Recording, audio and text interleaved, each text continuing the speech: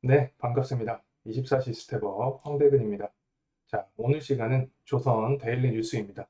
자, 이번 주 한 주간 투자에 있어서 이 중요한 내용들을 가져왔으니 끝까지 시청해 주시면 감사하겠습니다. 자, 현재 이 기사를 살펴보면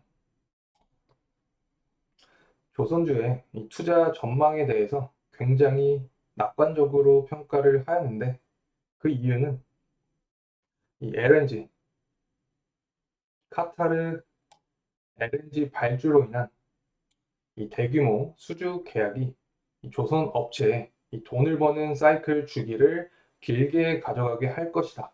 이것이 첫 번째 포인트로 보고 있고, 그래서 이 낙관적으로 평가를 하는 이유는 카타르 LNG 발주,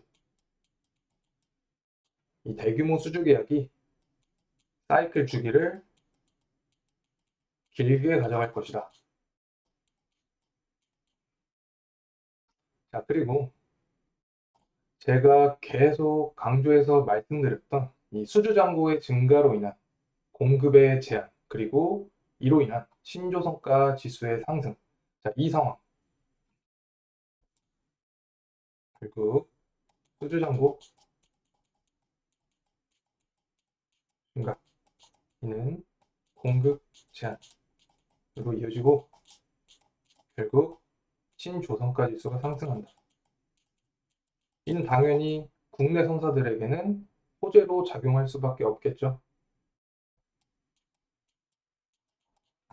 자, 그리고 결국에 이 미래 시장은 친환경 시장이기 때문에 친환경 시장으로 갈 수밖에 없는 이 미래 시장에 대한 국내 선사들의 뛰어난 기술력, 그리고 이를 통한 고수익 담보를 포인트로 삼고 있다. 그래서 기술력. 자, 이 기술력은 결국에 친환경과 연관이 되어 있다. 라고 보면 될 것 같습니다.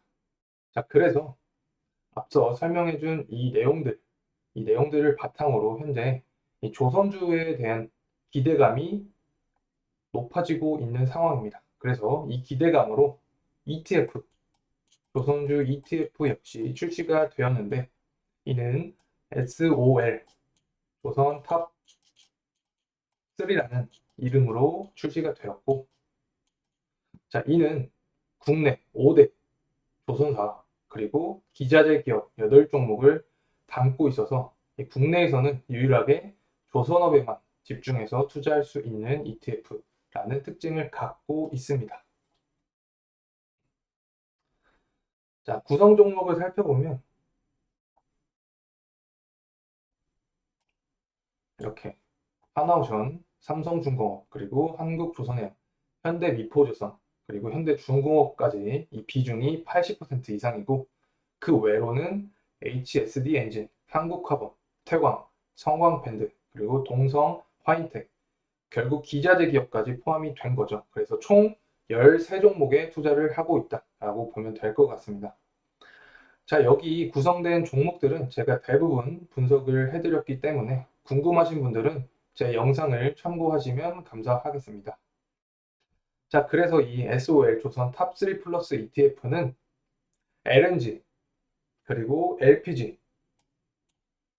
고부가 가치선이죠. 이 고부가 가치선 시장 점유율 1위이자 전 세계 수주 잔고의 3분의 1 이상을 점유하고 있는 우리 국내 조선 기업에만 온전히 집중해서 투자할 수 있는 상품으로 글로벌 조선업 사이클에 대비할 수 있다고 설명이 되어 있습니다.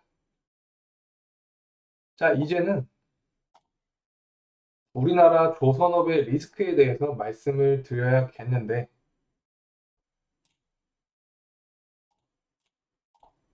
자, 제가 항상 이 리스크로는 무엇을 뽑았냐? 중국, 그리고 인력난을 말씀을 드렸었죠. 자, 예상했던 대로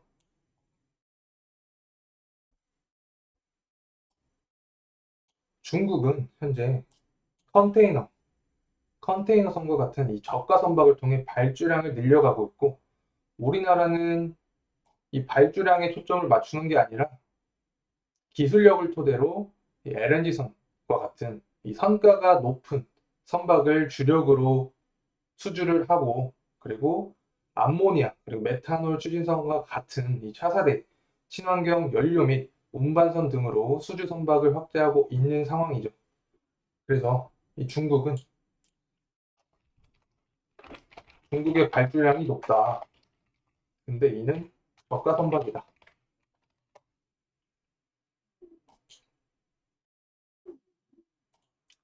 자, 그리고 이 인력난에 대한 문제를 어떻게 해결할까에 대한 생각을 했을 때 결국에 정부의 지원이 들어올 수밖에 없다고 제가 말씀을 드렸습니다.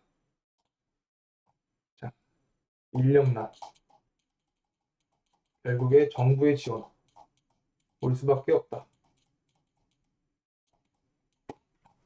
자, 조선 3사는 현재 정부와 함께 힘을 합쳐서 이 외국 인력을 투입하기로 계획 중인데, 현대중공업은 올해 연말까지 최대 2,800명의 외국 인력을 투입하기로 했고, 삼성중공업 그리고 하나오션도 각각 1,000명대의 외국 인력 도입 의사를 밝혔습니다.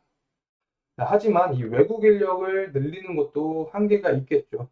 그래서 초점을 맞추는 게 이 AI 로봇입니다. 자, 로봇이나 AI 등을 활용한 이 스마트 조선소 구축으로 사람의 업무를 대신해 인력 문제를 타개할 방침을 현재 갖고 있고, 조선 빅 3사, 삼성중공업, 그 다음에 한국조선해양, 또 하나오션이겠죠. 자, 이 빅 3사는 현장에 로봇 AI를 배치하려고 현재 노력을 하고 있는데, 이 중에서 가장 먼저 로봇 그리고 AI를 투입한 곳은 삼성중공업입니다. 그래서 삼성중공업이 가장 먼저 AI 로봇을 현장에 투입했다. 그래서 이 삼성중공업에 개발한 것은 레이저 고속 용접 로봇입니다. 이는 LNG 운반선, LNG 운반선의 생성을 개선하기 위해서 노력을 하기 위해 이 로봇을 개발했다고 볼 수 있고, 기존 방식이 있는데 이 기존 방식은 플라즈마 아크 용접입니다. 이것을 PAW라고도 말을 하는데, 이 PAW에 비해서 속도가 5배 빠르다. 그래서 LNG 운반선 생성을 개선하기 위해 이 레이저 고속 용접 로봇을 개발했고, 이는 플라즈마 아크 용접보다 5배 빠르다는 특징이 있다. 또 이 한국조선해양의 이 자회사 조선소들은 2030년까지 이 스마트 조선소 구축을 완료한다는 계획으로 이 선박 설계부터 생산까지 모든 공정을 실시간으로 파악하여 작업의 효율성을 개선하는 프로젝트를 현재 추진 중이다 라고 밝혔습니다. 또 하나오션은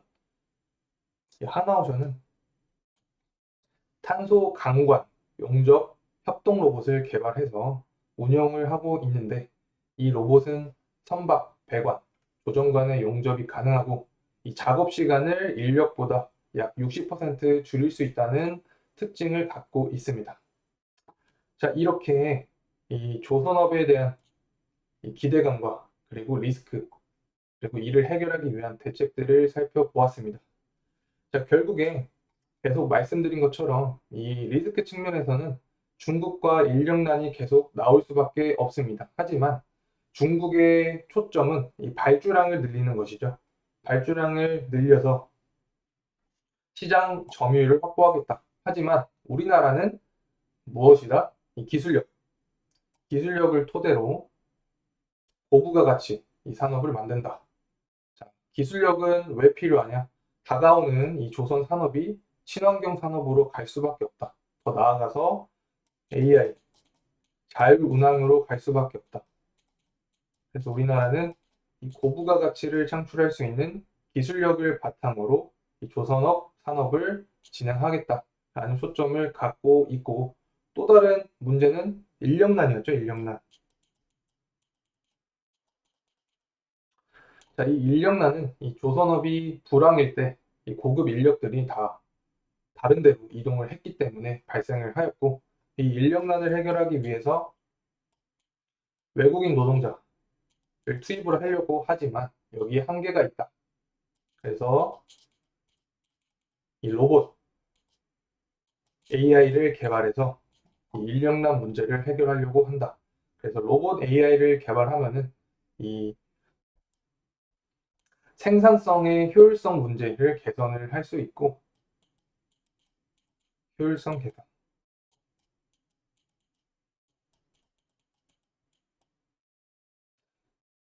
그 다음에 사고와 같은 문제도 해결을 할 수 있는 특징을 갖고 있죠. 자, 결국 이 리스크들을 해결하기 위해서 우리 조선 3사를 얘기를 해드리면 이 조선 3사들은 굉장히 노력을 하고 있다. 그리고 정부도 개입을 해서 이 조선업을 더 살리기 위해 노력을 하고 있다. 라고 알면 될 것 같습니다. 자, 이상으로 오늘 마치겠습니다. 끝까지 시청해 주셔서 감사합니다.